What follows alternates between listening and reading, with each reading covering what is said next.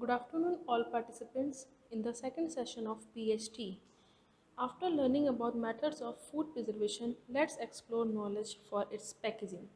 For fulfill this task, we are very pleased to introduce our next speaker, Dr. Bindu.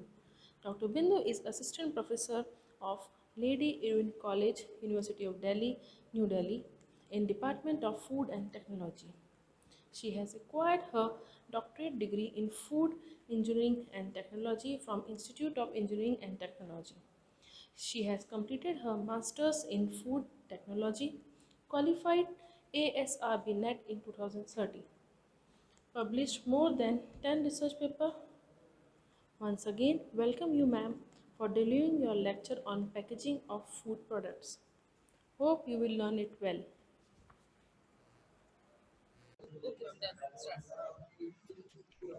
Good morning, everyone. I'm Dr. Bindu. I'm going to deliver a lecture on comprehensive overview of scientific and technical aspect of food packaging. So we know that food packaging is very important in for every food industry because it protects the food, it communicates with the customer, and it contains the food, right? So that's why we are going to study this topic. Next, please. Okay, so if we talk about the definition of food packaging, so it states that food packaging is any enclosure. It can be a box, it can be a cup, it can be a tray, it can be a tube or bottle, which will contain the product, which will help in the protection of the product, which will help in the preservation of the product, and it will also communicate with the customer. Next, please.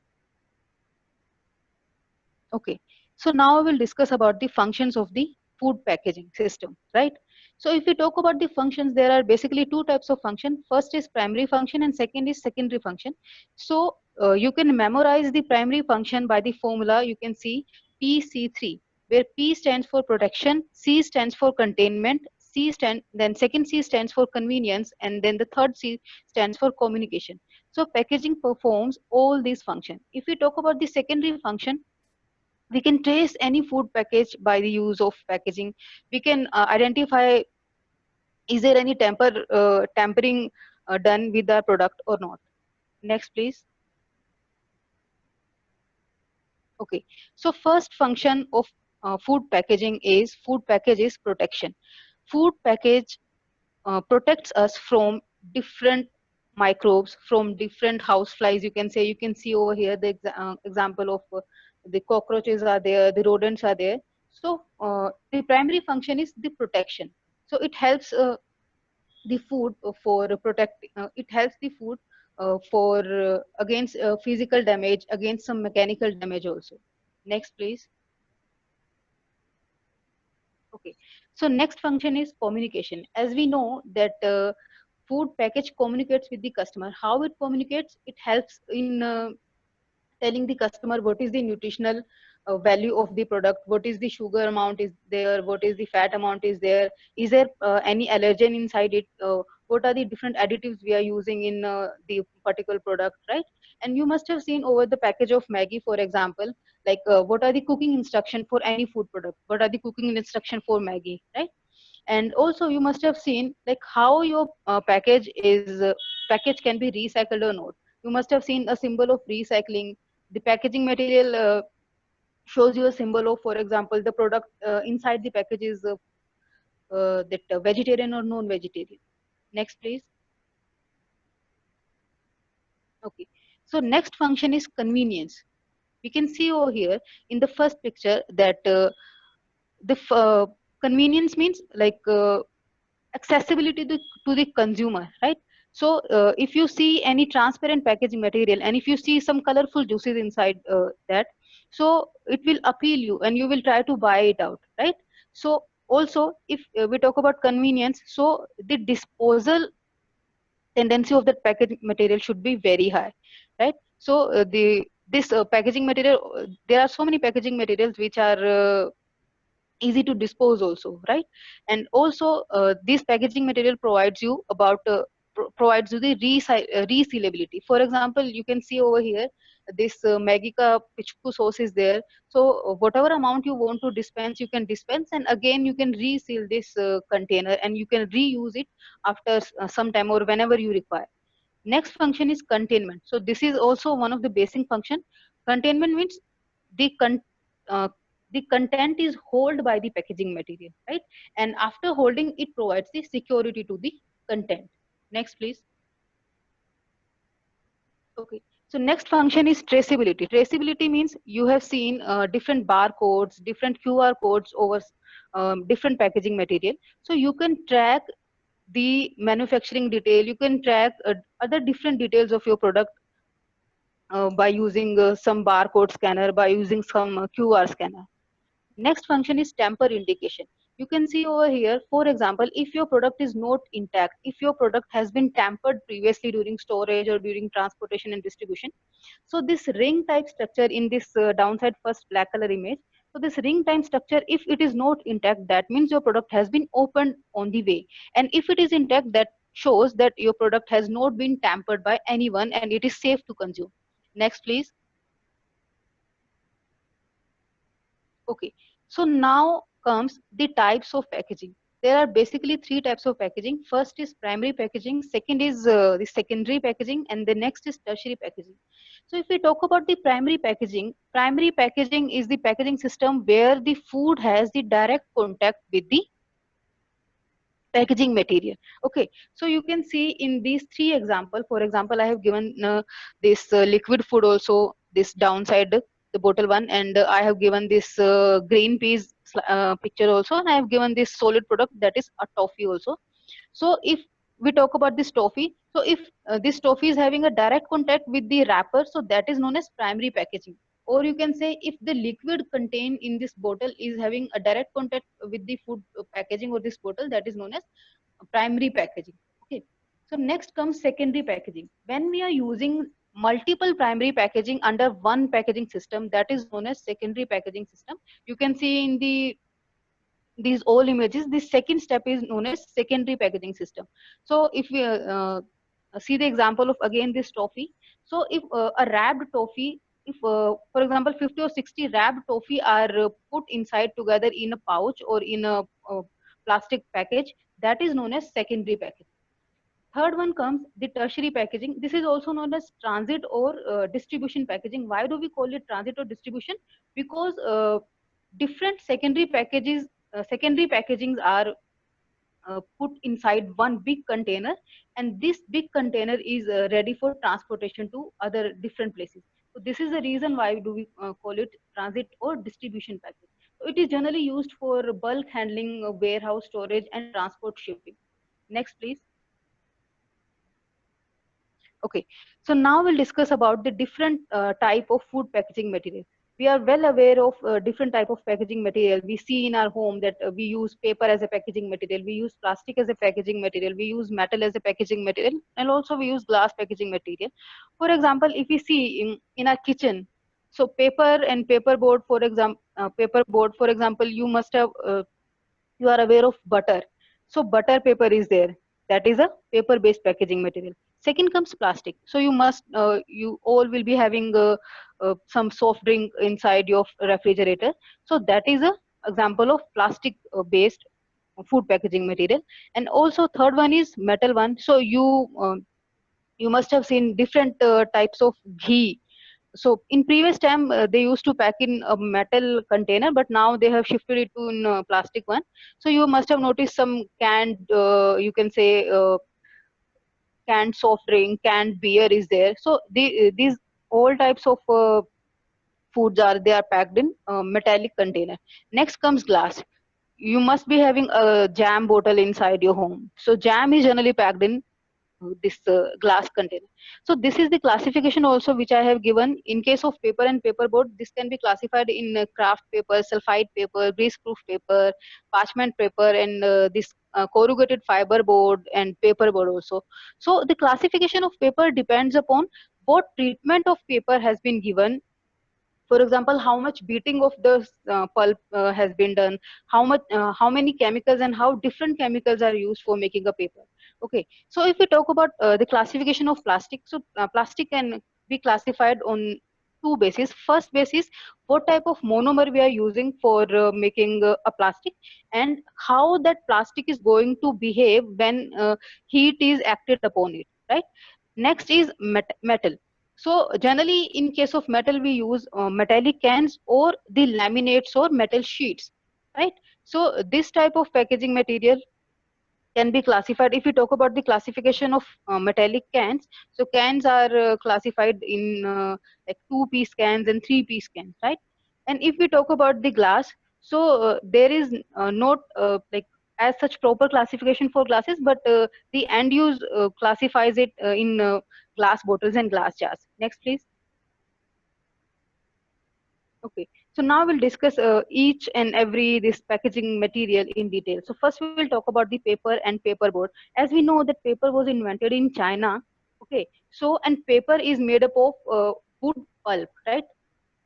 So if we treat the pulp, if we bleach that pulp, and if we treat with the treat that pulp with the chemical, so we can have different types of paper. You can see in this image that first pulping is done. That means that cypress tree is generally used. So the tree, the trunk of the tree is cut down, and it cut down in like different small chips. Then these chips are then used these chips are they are fed into a mechanical disintegrator, and then finally chopped pulp is treated with water. So first step is pulping. Second step is pulp processing. Pulp processing means how we are processing the pulp, is that we are using with the different you can see different chemicals, and if is that we are using in other different ways, right? And next is the, you can see the sheeting of the processed pulp. So paper is generally, we can see it is a sheet material which is nothing but a interlaced cellulose network, right? Next please. Next please.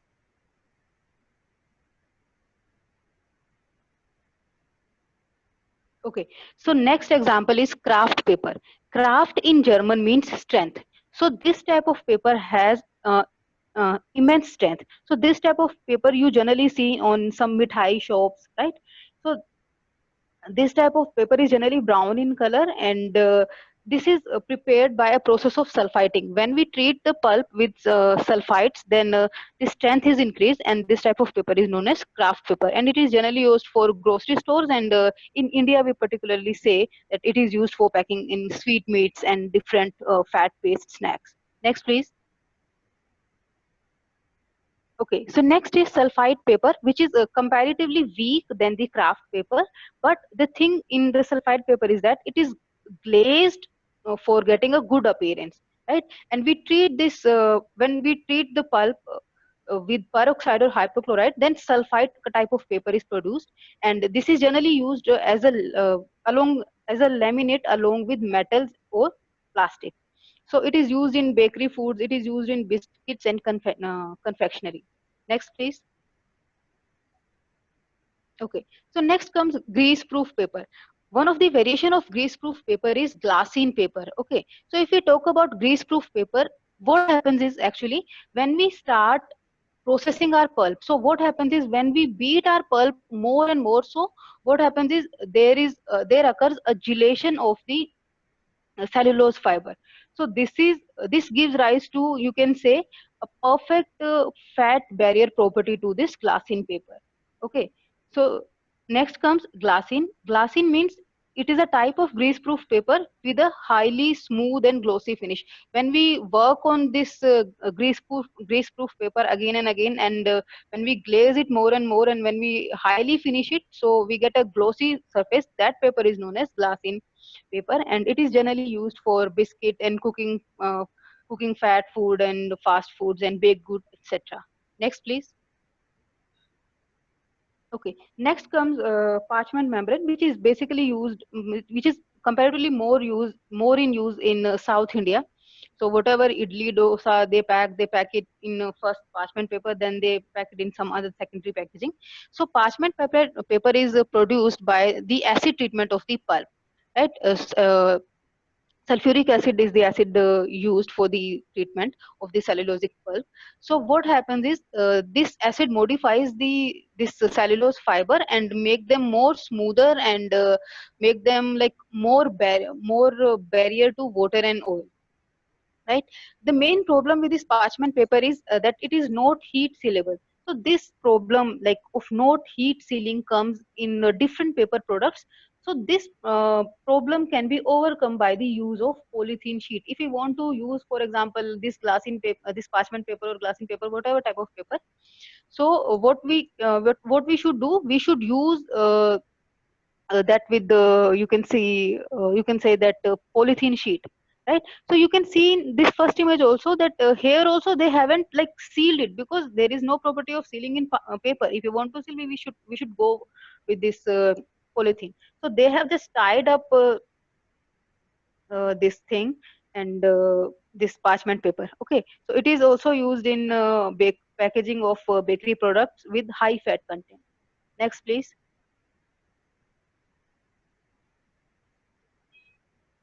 Next, okay. So next comes paper board. The difference in paper and paper board is basically of thickness. Paper boards are of like higher in thickness side than that of paper, right? And they consist of multiple layers of papers, right?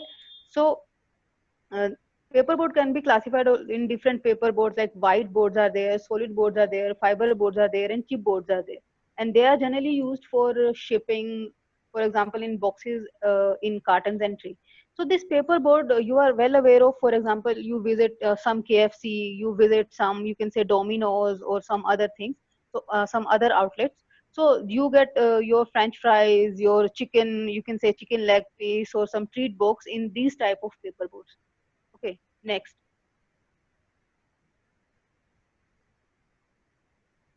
Next, please. Okay, so next comes corrugated fiber board, which are generally used in tertiary packaging system or transit packaging system.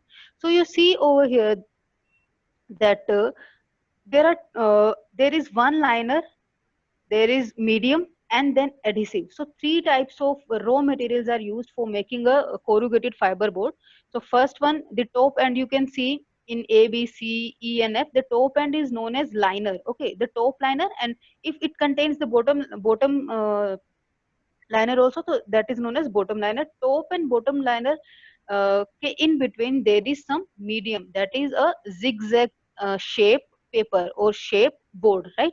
So this is, for example, a single face board is known as that board which contains a liner and a medium. Okay, if we talk about single wall but double face means two liner and one medium, so that is known as single wall. If we talk about double wall, that means it must be having, you can say huh, double wall and double liner, you can say. Okay, so if we come to the right of this slide, so you can see A, B, C, E, F, and downside also you can see A fluting, B fluting, C fluting, E and F fluting. So this is the arrangement of the medium between the two liners. Okay, if the arrangement of the medium is like more in height wise, so that is known as A flute type of corrugated fiber board, right? And this medium actually provides different type of crush resistance, different type of, you can say, impact resistance, right? So A type fluid have maximum impact resistance, right? Next please. Okay, next important packaging material is plastic. Plastic in Greek means plastic is a Greek word, that is plastiko, and plastiko means which can be molded upon heating, right? So plastic are the material which can be molded in different shapes when we heat them up. Okay, and both are the basic unit, right? So monomers are the unit which are combined by condensation, which are combined by polymerization, which are combined by cross linking. So when we, you can say, when we plastics can be synthesized by combining different monomer units, right? And different properties, for example, different thermal and mechanical properties of plastics can be changed by using different raw material. right? For example, if we are using polypropylene and if we are using polystyrene in an extruder and we are making some film, so it will be having changed thermal and mechanical properties, right? So plastics also can be classified, for example, very flexible structure. You must have seen the sachets, the wrapping. So they come under flexible structure. Second comes the semi-rigid structure. You see in daily life, for example, trays and tubs, right? So they come in a semi-rigid structure. And last one is rigid structure. For example, bottles are there. For example, closures are there. So they come in rigid structure, right? Next. So we were discussing about this classification, that how plastic or plastic polymers are going to behave upon heating. So on that basis, the classification is thermoplastic polymer and thermosetting polymer. Thermoplastic means, thermo means heat and plastic means like we can mold it in different forms, right? So thermoplastic means when we heat these type of plastic polymers, and when we can mold it in different shapes, so that type of plastic polymers are known as thermoplastic polymer. On the contrary, on the right side you can see thermosetting polymer. Thermosetting polymer means if you are heating some plastic polymers, if you are heating it up and it get set once and for all, right? So we cannot remold it after reheating it, right? So once we heat it, it gets set and we cannot like remold it again and again. So this is thermosetting polymer. So if we see the we see the differentiation between them. So thermoplastic means which will soft and melt upon heating, whereas if we heat this thermosetting polymers, it will become hard on heating, right? And the advantage of thermoplastic polymers are these that they can be easily molded in different shapes and can be easily extruded in different films and fibers and other packaging material, while that is not the case in case of thermosetting polymers, because it is hard and brittle and it can be only molded once and cannot be recycled, right? So example of thermosetting polymer is, for example, you see polyethylene is there, polypropylene is there, and these water bottles you can see, this is the most basic example, because the plastic of this water bottle can be reheated and remolded in different other shapes. So you must be aware of, for example, second grade plastics are there, third grade plastics are there, which are which are used after like different recycling terms. The example in case of thermosetting polymers is, for example, polyesters is there, epoxy resins are there, phenolic resins are there. So the example is bakelite. For example, if you are using some bakelite utensils in the kitchen, so that cannot be reheated and cannot be molded in different shapes. For example, we are like coming across these melamine vessels. So these also, once they break, they break. They cannot be reheated and they cannot be remolded. Next, please. Okay, so next is polyolefins, right? Polyolefins means the chemicals which are coming after, you can say, like after the extraction of petrol from or which are of petrochemical origin, right? So polyolefin is a major classification which consists of polyethylene. Polyethylene, if you see, it is made up of addition polymerization of monomer ethylene, and it is the most simplest one and most like versatile or most widely used and most inexpensive plastic material available to us, right? According to the density, we can classify the polyethylene in very low density polyethylene, low density polyethylene, medium density polyethylene, and high density polyethylene. Next, please. Okay, so LDP and HDP are the important ones. So LDP means low density polyethylene, which has low density compared to this HDP. So these LDP, the most common example is the milk pouch, right? These type of plastic can be heat sealed, and they also have excellent cold resistance property. So they can also be used for frozen food, right? And the main advantage is that they are of low cost and they have good transparency, so they attract the consumer attention also. If we talk about HDP, it is comparatively stiff, strong, impermeable, you can say, but it has a good resistance to the chemicals, right? So you must have seen the milk, big cans of milk. Next, please. Okay, so next is polypropylene. You see it in generally, for example, in the ice cream parlor or ice cream shop, where you get your ice cream in a bucket kind of thing. So that type of material is known as polypropylene, which is a hard and dense material, and it has good resistance to chemical also, to water vapor also. As it is having a high melting temperature, the temperature is around 160 degrees Celsius, so it can be used for microwavable packaging, for hot filling and hot processing also. For example, uses are yogurt container and margarine tubs. Next, please. Okay, polyester. So next major classification about the plastic is polyester, which consists of polyethylene, tertiary phthalate, polycarbonate, and PEN. So among these three type of plastic, PET is the most important one, because we see this in our day-to-day life. We see this in our, you can see the soft drink, the carbonated drinks. Next, please. Okay. So PET, that is polyethylene tertiary phthalate, which is a thermoplastic polyester. We discussed it, and it is made up of condensation of tertiary phthalic acid with ethylene glycol.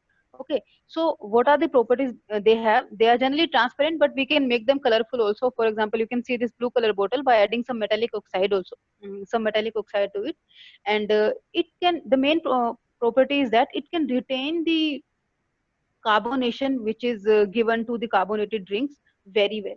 So and they are almost unbreakable, right? So these are the different advantages, that they are almost unbreakable, they have good barriers to gases, and they are almost moisture proof. Next, please.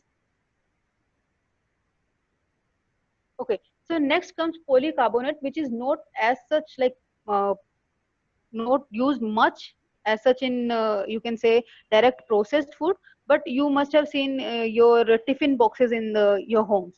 So those tiffin boxes, those are made up of generally polycarbonate, which is again a polymerization of bisphenol A and carbonyl dichloride, and they have good gas properties, and they can uh, they can act as a good barrier against flavors and aroma, and they have a high melting point, so they are resistant to a wide range of high temperature. Next, please.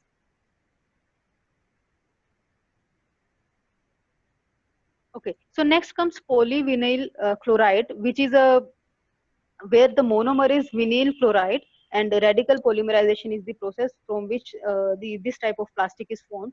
So you must have seen this in this the most common package is strawberry, this transparent plastic box. So that is formed of PVC, and it is tough and it is ductile. Ductile means it can be drawn into different sheets, it can be drawn into different wires. So the metal is having, you can say, elasticity kind of thing. So it has excellent resistance against grease, against moisture, and it can also resist like low acidic food, high acidic food, and high basic food. Next, please.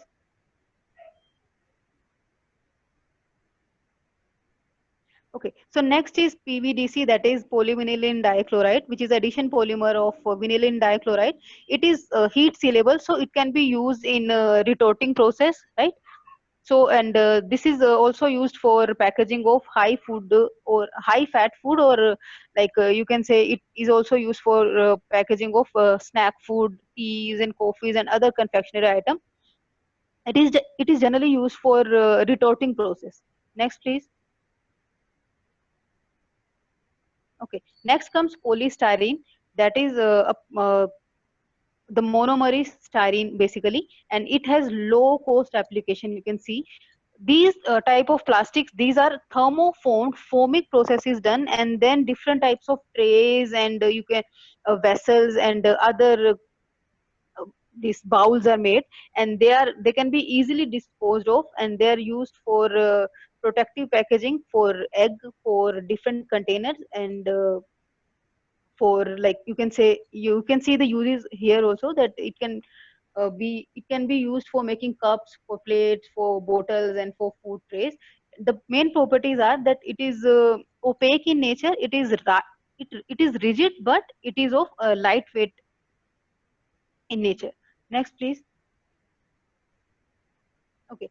Next comes polyamide or linol, which is generally used for, you can say, map or vacuum packaging of processed meat products. So it is synthesized by condensation of diamine and diacid, and it like possesses good gas barrier, and it possesses good moisture barrier also. Next, please. Okay.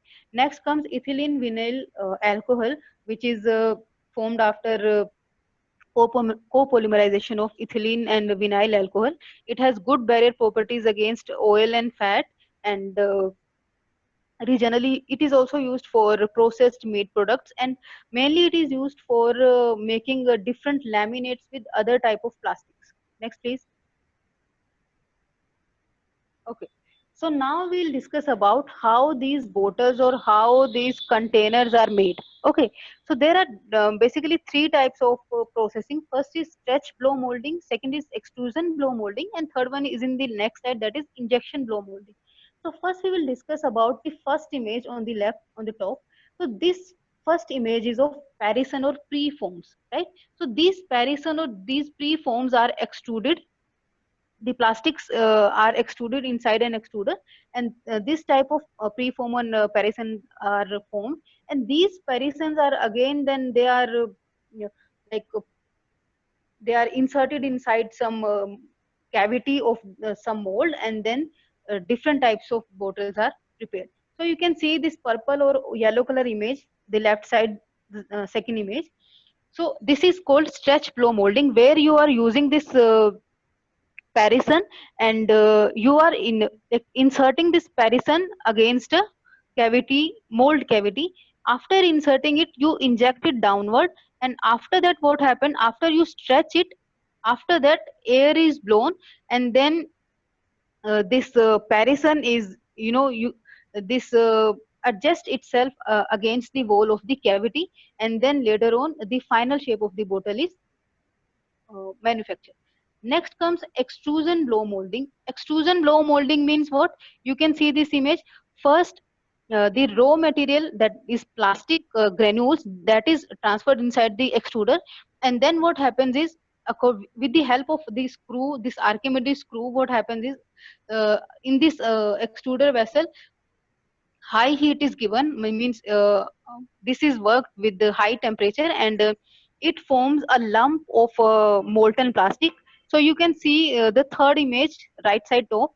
So this molten plastic, which has been extruded from some extruder, is then filled inside the cavities, inside the mold cavity, and then blowing of air is done, and this blowing helps in adjusting this molten mass against the wall of the cavity. Next, please. Okay. Next example is of injection blow molding, which is the most used technique for making these PET bottles. So what happens is, the parison is taken, right, and then it is injecting lengthwise to the cavity, and after that air is blowed from the top. You can see the third, the second image ka third step, where you can see some arrows. So these arrows shows that air is blowing down, and which help in adjusting this parison against the bowl. Okay. Next, please. Okay. Now comes laminates, right? We know that all the properties are not, we can not get all the properties in one plastic. So we have to laminate it. We have to co-extrude one type of plastic with other type of plastic, or as we were discussed that paper cannot be sealed, so we can co-extrude that paper along with the polythene. So these type of arrangements, these are known as laminate. So in first image you can see the plastic and metal has been laminated. In second image you can see the paper and polythene has been laminated, and in third image you can see the metal and paper has been laminated. So for example, if we see the plastic and metal one, so if some plastic material which is having a great strength but it cannot be heat sealed, so uh, we will use that plastic material, but we will use metal also, so as to get the good mechanical strength. Next, please. Okay. Next, packaging material, which is third packaging material, that is known as glass. And why do we use glass? Because glass is good barrier against each and everything. it has good barrier properties against moisture, it has good barrier properties against gases and odors. But the problem with the glass is that it is very brittle, it is very fragile, right? And it is very heavy. It cannot be degraded, but it can be 100% recycle, 100% recyclable, right? So if we talk about glass, glass is formed of different raw ingredients. That is silica, that which is the basic one, that is also known as glass former. After that we use sodium carbonate, which helps in maintaining the melting point of the mixture. Next is limestone and calcium carbonate or alumina. These they act as stabilizer. And we can use cullet. Cullet is what? Recycled glass also we can use while making a new type of glass. So these all mixture, they are heated in a furnace around a temperature of 100 and you can 1160 degrees Celsius, and then a molten slab of this molten glass is formed. And after that, that slab is cut down in small particles, which are known as gobes. Okay, so in this slide you can see the center image, or say, the second and third image. If we want to make colorful glasses, so what we can do, we can use, for example, different type of metallic oxide. For example, you can see over here, this first one is chromium sulfide is used if you want to get a yellow color glass. And there is gold chloride if you want to get a red color glass. So likewise, we have different metals which gives different shades of color to the glass. Next please. Okay, so now we will discuss about, as we were discussing, that how glass is treated in the furnace at a temperature of 1160 degrees Celsius. And after that, a molten glass is segregated, or is you can say is cut down in small forms, that is known as gobe. So gobe is one individual mass of molten glass which makes one container. From one gobe piece you can make one container, right? So this type of glass making also can be done by two ways. For example, first one is blow and blow, and second one is press and blow. Next please. Okay, so first we'll discuss about blow and blow. Blow and blow means, so the setup is like that, the process is like that. We have this you can see this mold, right? And the position of the mold is upside down. You can see these mold walls are there, and on the top side you have some closing appendages also there. So in first place we will insert the gobe and we will close this mold from downside. And after inserting that, what we will do, we will close the appendage, we will close the mold fully, right? After that, what we will do, from the bottom side we will start pushing air, right? After pushing air, what will happen, from the bottom side, the molten mass of the glass or the gobe will adjust itself against the wall of the mold. After that, we will turn the position and we will keep it up in upright position, and we will let this glass bottle settle under its own weight. And in this continuous operation, what is happening, we are continuously cooling down these molds, right? So this is known as blow and blow molding. Blow and blow means we are making a glass bottle by blowing with the air. Okay. Next type of process is known as press and blow. The difference is that the blow and blow molding process is used for making glass bottles, and this press and blow is used for making glass jars. So you can see the mold used for press and blow is quite wide, right? And the major difference is that in blow and blow we were using air, in press and blow we will use some wooden plunger so as to insert the gobe against the cavity. Okay, next please. Now we'll come to the closer. Closers means what type of caps we are using for closing our different glass bottles, right? So first we'll discuss about the function. The first main function is that it provides the seal, the integral seal to the glass bottle. Okay. Second is that it provides the access to the customer, right? So how much do you want? It provides the control also, how much content of that glass container you want for your consumption, and you can reseal it after putting this closure over that. right? It also provides the impact resistance, right? So if we see the classification on the right side of this slide, so the basic principle for closing any of glass container is first is by continuous threading, and second is by friction fit.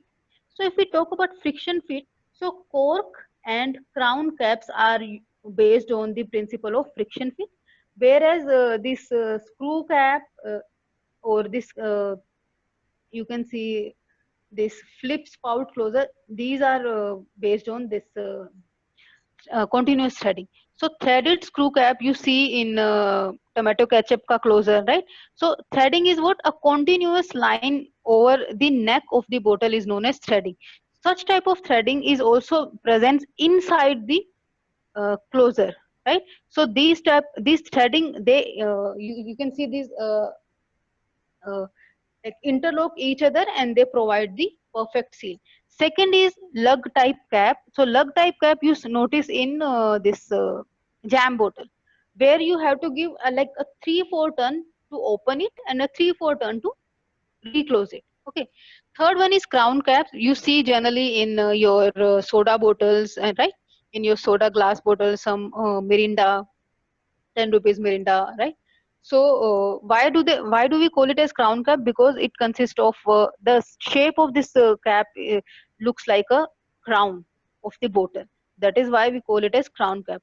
After that, in closer, you must have noticed some liners are there, some gaskets are there.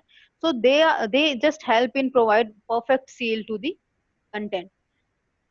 So over here you can see the last one, flip spout closer, where that spout closer is that you can flip it up and you can use the product and you can again flip it back and you can seal it again.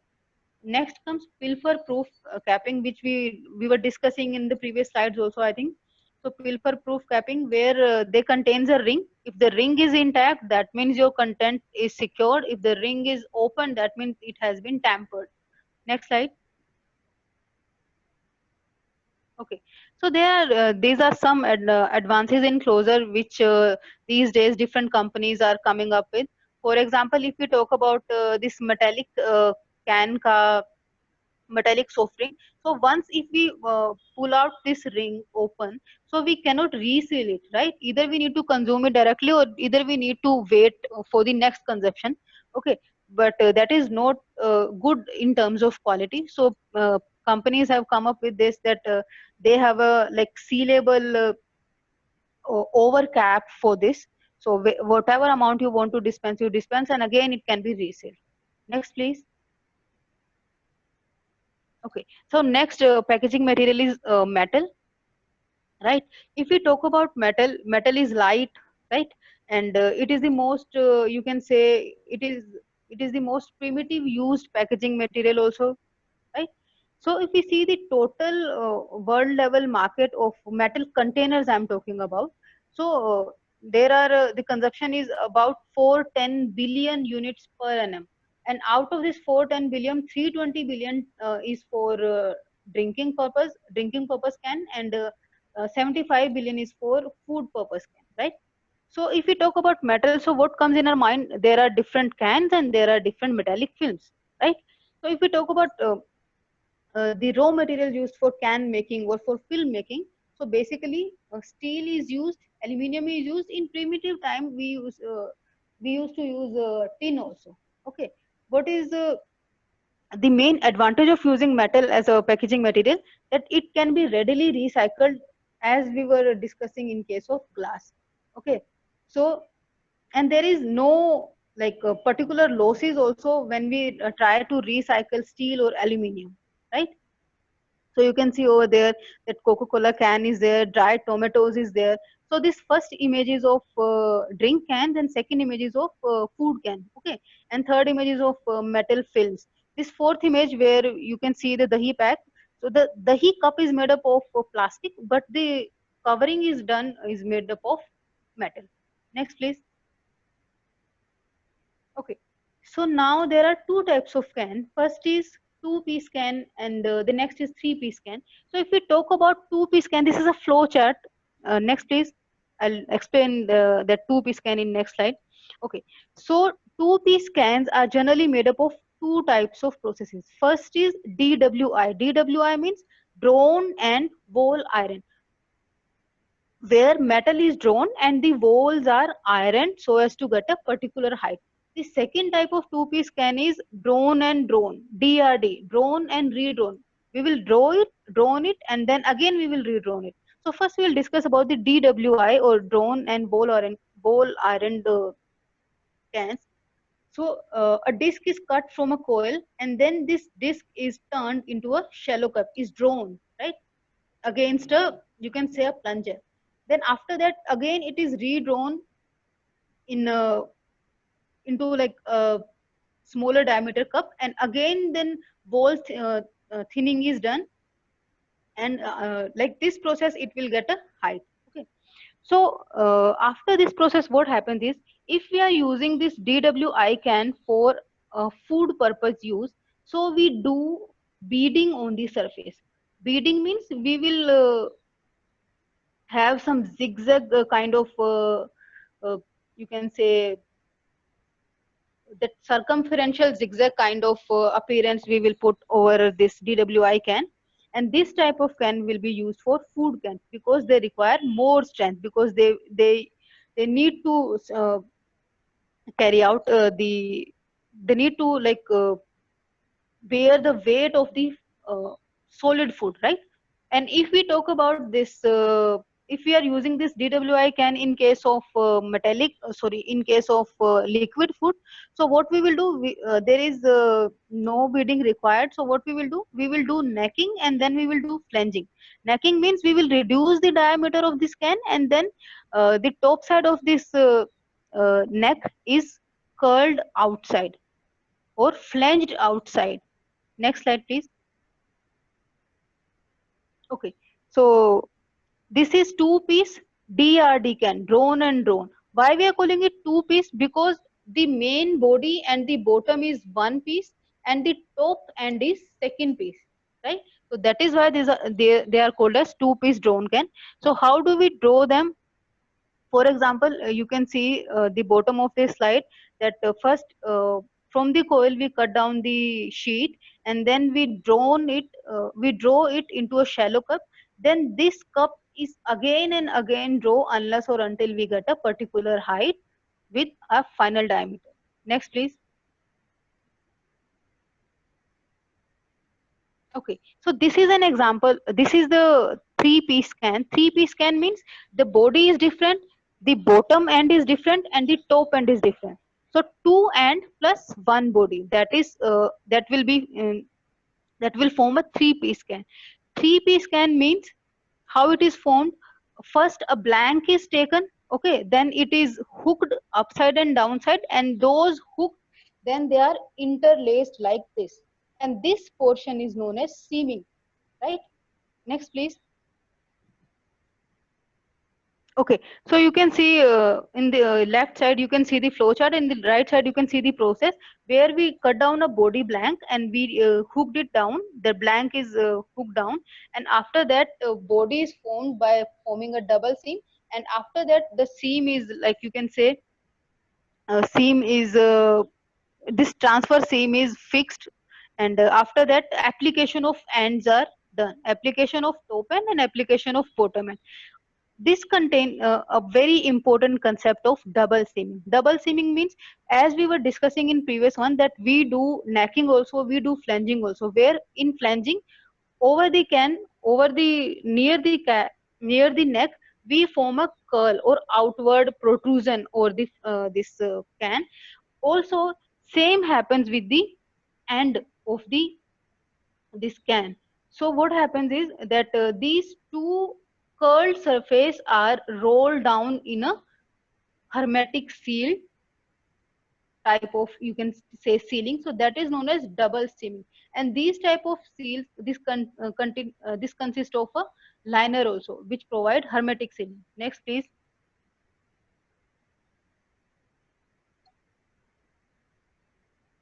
Okay, so till now we have discussed about the manufacturing of can. Now we'll discuss about how we are going to manufacture the plain and or the end of a two-piece can. If we see a plain end, which is generally used in a three-piece can, you can see the example of this Amul ghee dabba also, or Amul milk maid also. So the top end is nothing simply but a metal ka circular sheet with a curl end. So how it is prepared? First is metal sheet is taken, then a round blank is cut from that, and after that a straight curl is formed, right? And after that a finished curl is formed with some liner, right? This liner and finished curl is then placed over a manufactured can, and then they are rolled down to form a perfect seal. On the right side of this slide, you can see there are two types of you can say end of the cans. First is known as first you must have noticed on food types of can, where we need to take out solid food particles from the can, so the area of exposure is large as compared to the drinks one, right? So what we do, we have some ring pull system over here, which is joined against a ripet over this uh, plane end, and we score the diameter of this plane end. Scoring means we partially cut, so that we need not to put more force when we try to open it. Okay, the scoring, you can say, in shaded area is very less in liquid can, and because this much amount is enough for pouring out some liquid. So this type of plane end is also known as stay on tab, right? Because this ring stays on the and or on the tab, right? Next, please. Okay, so this is a formation of double seam, as I will discuss that the first image where this is a curl of a body, and the top one is the end seaming panel. After first rolling, they are you can say they are pushed inward, and after second rolling, they are like completely compressed against each other, and they provide a perfect seal with the help of the liner. Next, please. Okay, so now we'll discuss about, we have finished discussing about different types of packaging material. Now we'll discuss about different type of packaging methods or packaging system.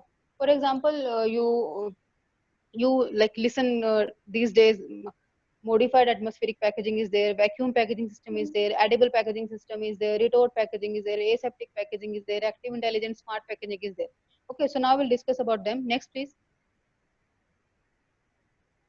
Okay, so first we'll discuss about the vacuum packaging. Vacuum packaging means we are not at all inserting any type of new gases inside our package. What we are doing, we are taking air out of that system, right? Because we see air consists of oxygen, right? And oxygen may cause oxidative rancidity, oxygen may cause some color alteration to the product, right? So we remove all the oxygen, or we remove all the air inside from the package, and then we call it as a vacuum package, right? So it is generally used for cured meat, for cheese, for vegetable. But the problem over here for vacuum package is that we cannot use it for snack food or for other type of food because of texture issue. Because if we are like removing air, so it somehow alters the texture also of the product. So we can use it over a specific type of product. You can see over there a machine is there that is known as a vacuum packaging machine. You keep your container inside this cavity and you close it there, and the machine removes all the oxygen and your pack is ready. Next, please. Okay, so you can see why we are using vacuum packaging machine. So you can see the difference between the vacuum shelf life. So if normal storage is there, so meat, beef, poultry, or these animal based products, if they are stored in freezer and in normal packaging, so the shelf life is 4 months. But if you are packaging them in vacuum package, so the shelf life increases to 1 year. That is a big change, right? So likewise, we can see over here that with berries, okay, so this berries generally they do have less shelf life. So in normal, if we are storing them in normal packets, so the shelf life is 1 to 3 days under refrigeration storage, and after vacuum packaging, this shelf life increases to up to 1 week. Same with the case of cookies and crackers. Next, please. Okay. So next is MAP, that means modified atmospheric packaging, where the internal environment of any packaging material is replaced by certain mixture of gases, right? For example, we know that oxygen causes rancidity, oxygen causes color changes. So what we do, we increases the concentration of carbon dioxide in the package and we reduces the concentration of oxygen in the package. Also, we can put some inert gas, for example, we can use nitrogen, which does not react with any of the content, but after removing oxygen, we can insert nitrogen. So generally we use carbon dioxide, nitrogen and oxygen. Carbon dioxide, how it helps in in enhancing the shelf life? It helps because carbon dioxide when react with the water, so it forms carbonic acid, which lowers down the pH and which enhances the preservation capacity inside the packaging material. If we talk about nitrogen, that is simply a filler or replacer of oxygen, and oxygen is required in some places because we see in meat we need a color, a particular meat color, that is only obtained by the application of oxygen. Next, please. Okay, next concept is aseptic packaging. This is a very important concept, and how it is different from other concept, because in aseptic packaging, aseptic means like removal of all the microbes. Okay, aseptic packaging means we are taking sterile product under sterile packaging or in a sterile environment. So when we are taking our product which is sterile, when we are packaging that product in a sterile packaging, and when the environment or surroundings uh, are totally sterile. So this type of packaging is known as aseptic packaging. You can see there are some requirements of aseptic packaging, that the product should be sterile, the packaging material should be sterile, and the environment should be sterile. And after that, a hermetic seal should be produced so as to get a good packaged food for with high shelf life. You can see the example, the ultra high temperature milk, UHT milk is there. When UHT is already sterile product, you can say, when it is packed in a sterile product under sterile condition. So this gives you example of aseptic packaging. Next, please. Okay, so here in this slide, you can see very clearly that what is the conventional process flow in the in the left side, where retorting is done, where we are treating the food in pressure or heat also. But in aseptic packaging, the system is totally different. We are first we are sterilizing the product, then we are sterilizing packaging, and then we are filling this product, this sterile product in this sterile packaging under sterile condition, and after that we are sealing that and we are storage that, right? So generally tetra packs are used for aseptic packaging, and tetra packs generally consist of 6 layers. Then why do we call it as a tetra pack? Because the shape is tetrahedron, that's why we call it as a tetra pack. Next, please. Okay, so next comes retort packaging. Okay, it also consists of 3 basic definition or 3 basic processes. First is retort package, second is retorting, and third is retort. Okay, so if we talk about retort package, that is, it is a very like a flexible packaging material, and which is hermetically sealed. Okay, second is retorting. Retorting means it is a process where we treat the food under high pressure and high temperature, a temperature of 121 degrees Celsius and a pressure of, for example, you can say if the food is highly acidic, so temperature is around 45, and if a food is like, you can say, uh, low acidic, so temperature is raised. Okay, third is retort. Retort, or you can say autoclave, or you can say sterilizer, is actually a pressure vessel. Okay, where this retorting process takes place, where we keep a retort package. Okay, and why we are doing all this retorting thing? Because we want a product which is shelf stable at unrefrigerated conditions also. Okay, so this type of product is, you can say, is completely commercially sterile. So this totally meet up the you can say the topic of commercial sterilization of food industry. Okay, so this is generally used for ready to eat food. You can see over here, first downside the in this slide the images. First image is the example of retort package, which is made up of, you can say, this polypropylene is there, linol is there, which provide abrasion resistance, aluminum is there, which provide mechanical strength, gas barrier, and polyester is there. Okay, so second is the uh, retort package with food, and this type of retort package with food then are transfer inside the third thing. The third thing is retort or sterilizer or autoclave, where these retort packages are uh, kept along with the trolleys. And after that, after a process of retorting, after a process of high heat and high pressure, we get our final end product. Next, please.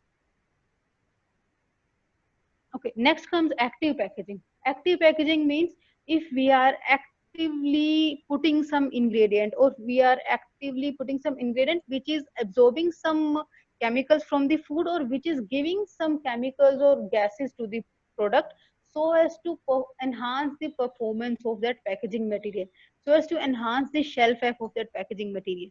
Okay, so that type of packaging is known as active packaging, right? You can see, if you see the definition, the product and environment interaction, right? We focus on the interaction of product and environment so as to get a prolonged shelf life product. Okay, so active packaging system, we can use scavenger or absorber, right? We can use some regulators, we can use some emitters, right? Emitters means which will emit something so as to enhance the shelf life of the product.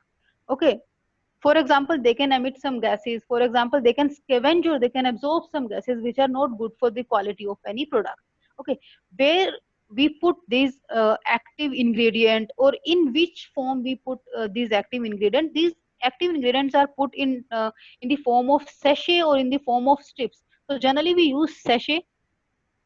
You must have seen that silica sachet in different boxes. For example, if you purchase some monitor computer, so you see some chota packets of white color packets, they are actually moisture absorber. Okay, so that is an example of active packaging. So this system we are if including in food, that is active packaging in food. So there these type of sachets or strips are used or are located in the headspace of package, or we can directly co-extrude that particular active ingredient with the different plastic or metallic raw ingredient. Next, please.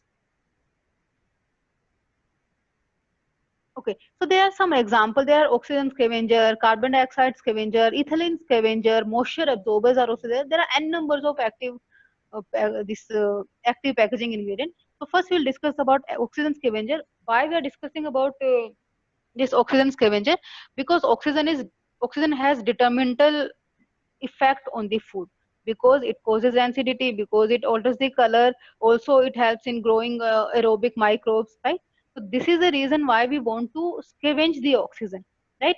So this type of scavenging is done based on some iron based scavengers, some non metallic scavengers, some enzyme based scavenger also.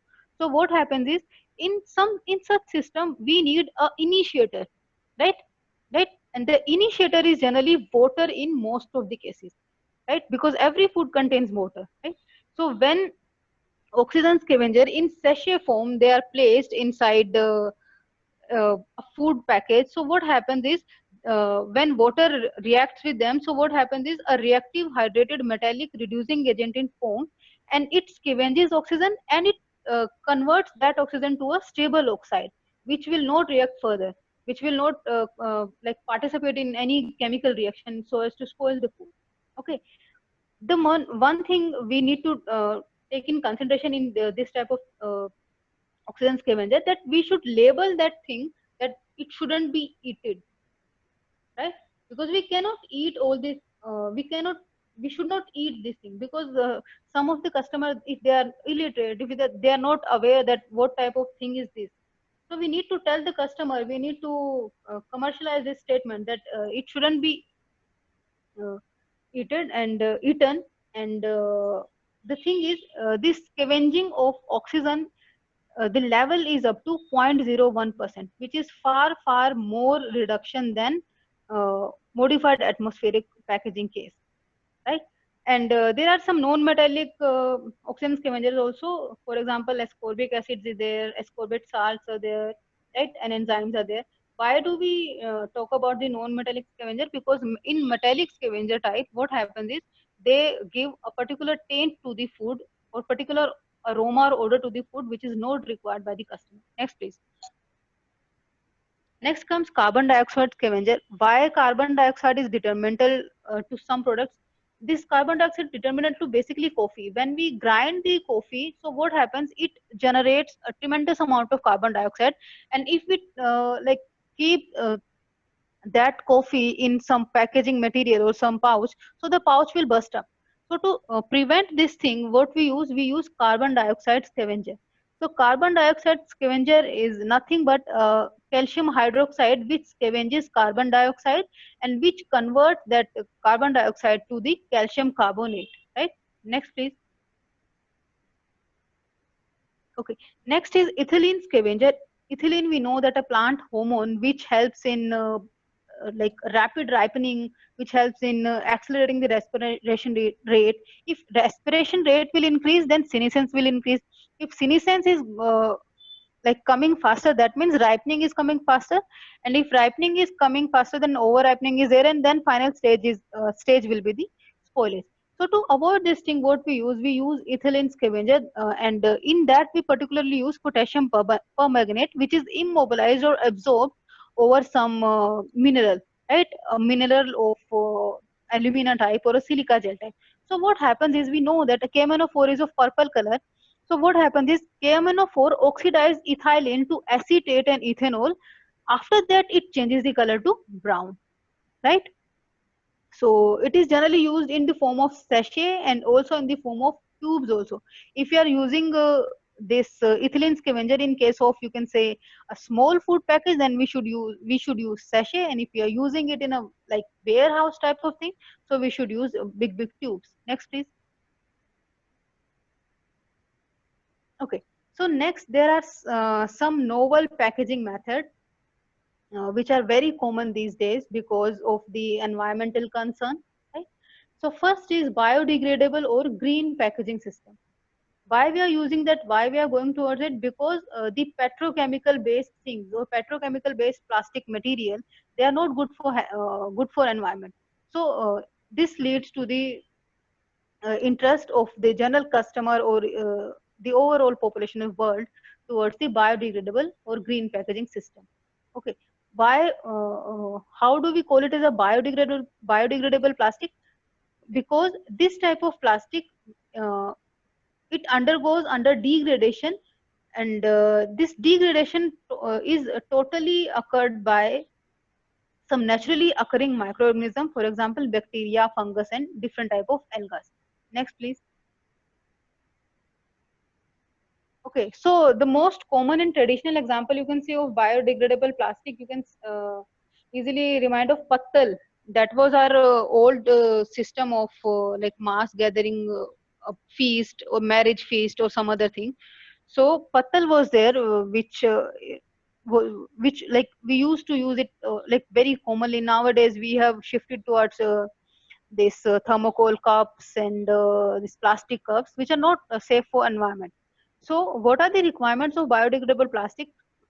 All the general requirement of a plastic, for example, it should have a good optical property, it should have good strength, right? It should have good resistance to oxygen, good resistance to you can say moisture. It has good disposable properties, right? It should retain the sensory properties, right? So this type of requirement can be met by using different uh, you can say biopolymers, right? And there are three types of biopolymers which we generally use for making biodegradable plastic. First is protein, which basically we use whey protein, soy protein, collagen, gelatin, and wheat protein. Second is polysaccharide, where we use the starch, this alginate, pectin, and different gums. Third is lipids, where we use different fats and waxes and oils, right?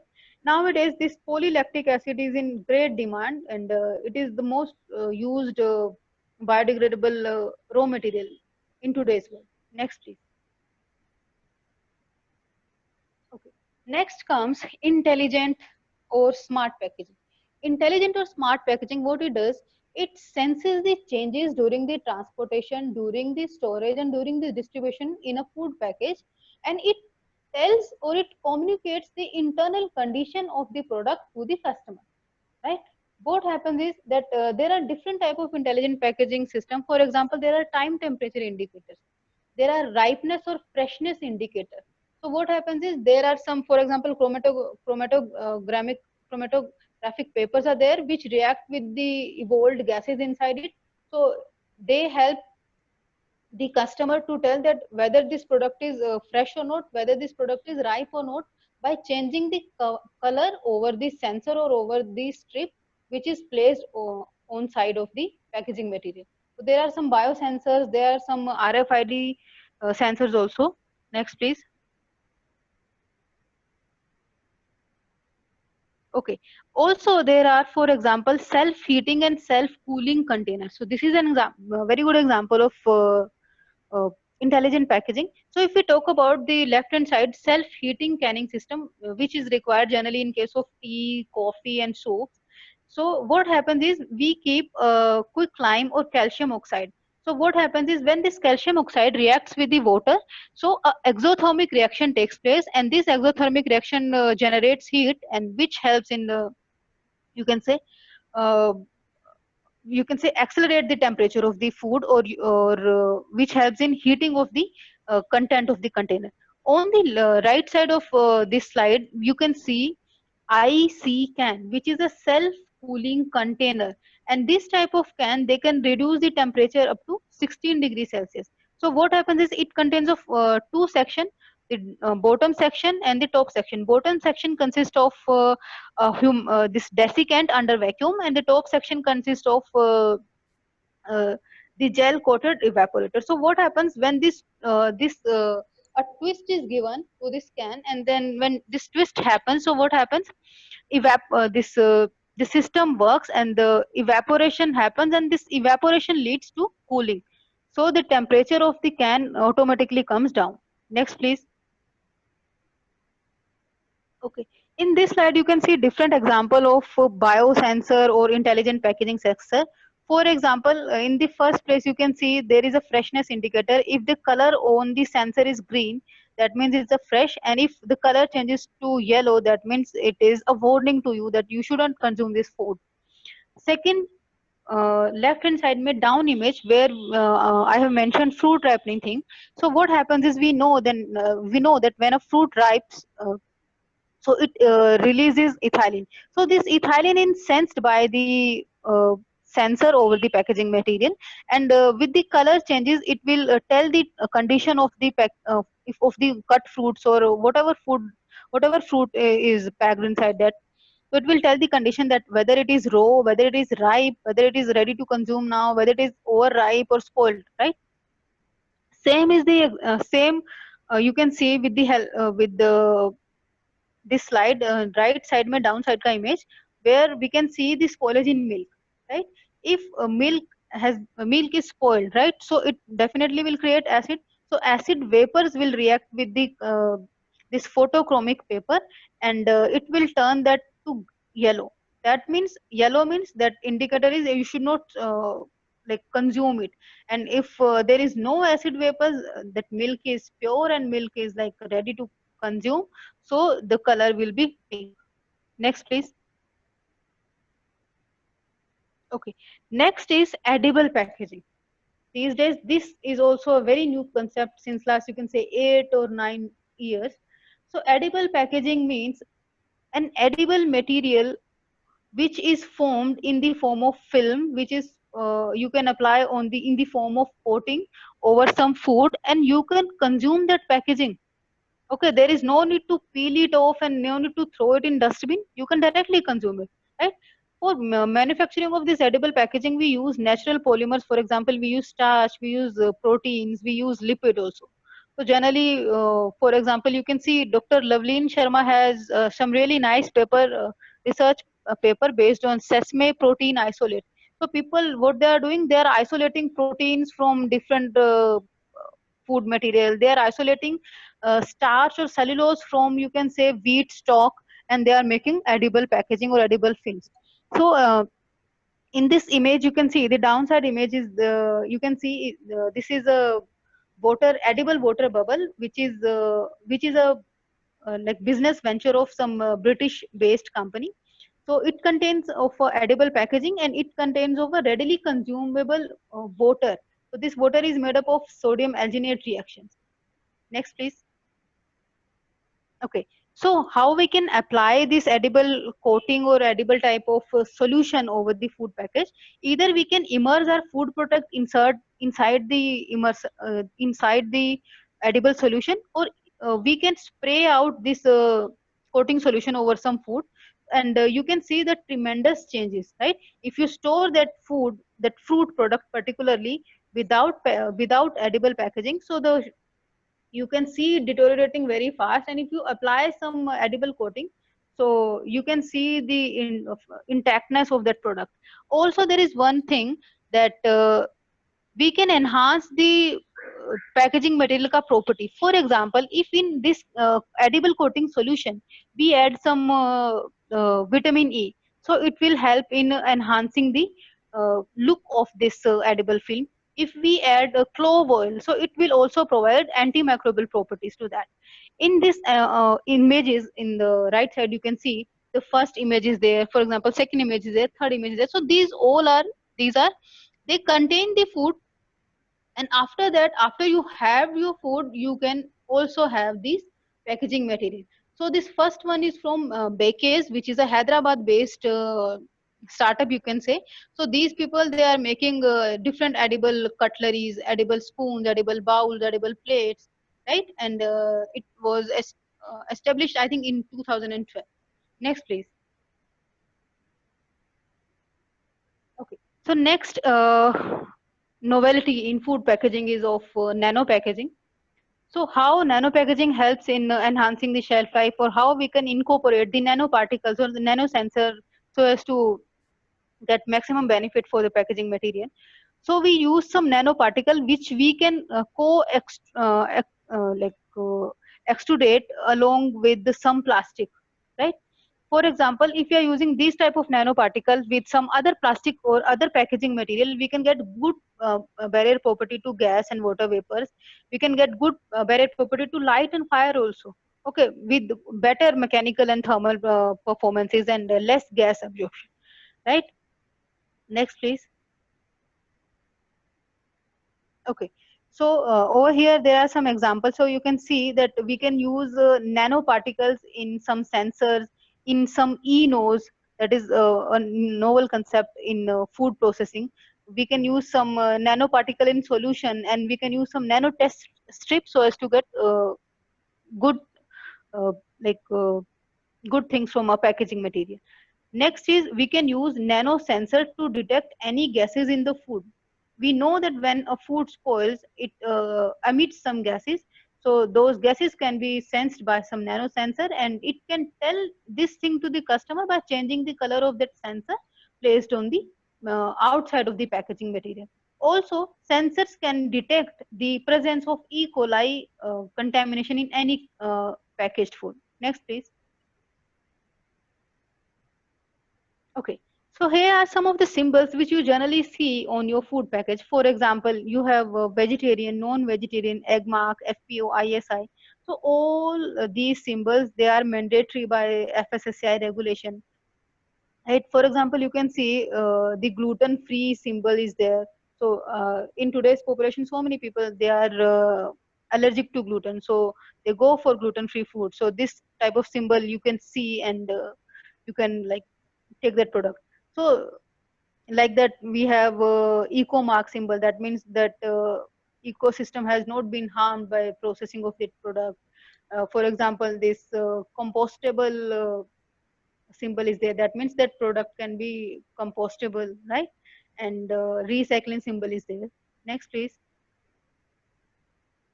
Okay, so if there is some specification regarding vegetarian and non-vegetarian symbol, vegetarian is for green and non-vegetarian dark brown or red for non-vegetarian. So there is some specification regarding this. For example, if the area of the package is 100 centimeter square, so the diameter should be 3 mm, and the square where we are putting this green dot should be 6 mm. Likewise, they have given, for example, the if the area is above 2,500 centimeters square, then the uh, diameter should be 8 mm, and the box dimension should be 16 mm, so that it can be visible from a distance, right? So you can see that there are the symbols of BIS, egg mark, and halal certification also. Next, please. Okay, thank you for the patient listening. If you have any queries, you can ask.